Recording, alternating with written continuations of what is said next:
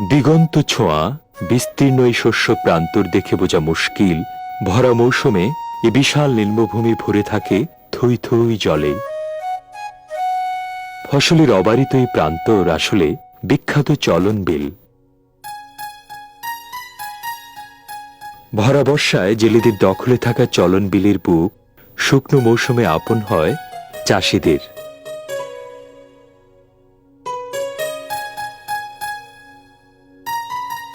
বর্ষার পানির বয়ে আনা পলির গুণে চলন বিলের জমি উর্বর খুব।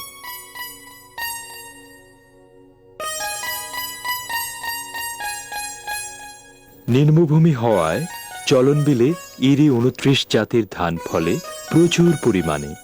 দেশের মোট ইরি ধানের উল্লেখযোগ্য অংশ যোগান দেয় উর্বর এই চলন বিল।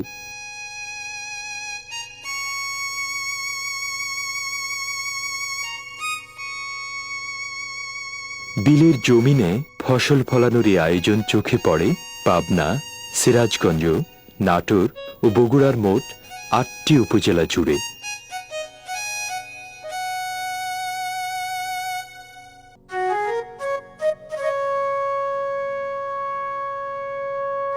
বিলের জমিতে পেঁয়াজ এবং রসুনেরও বিস্তর ফলন।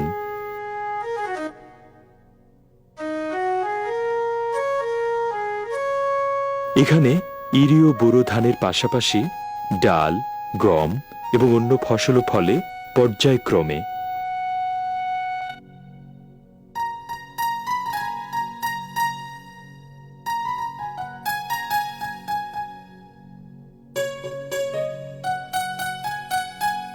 চলনবিল এলাকায় হরেক রকম ফসল ফলানোর পুরো আয়োজনটা চলে জ্যৈষ্ঠ মাসে পানি আসার আগ পর্যন্ত।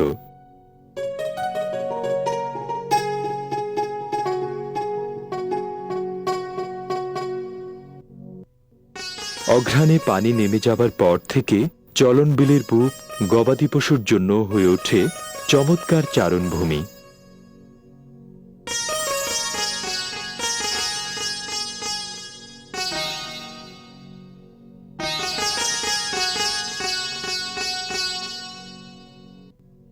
ভরা মৌসুমে বাংলাদেশের বৃহত্তম এই বিলের প্রায় ৩৬৮ বর্গ কিলোমিটার জুড়ে পানির প্রাচুর্য থাকলেও শীতে তা কমে দাঁড়ায় মাত্র ৩১ বর্গ কিলোমিটারে।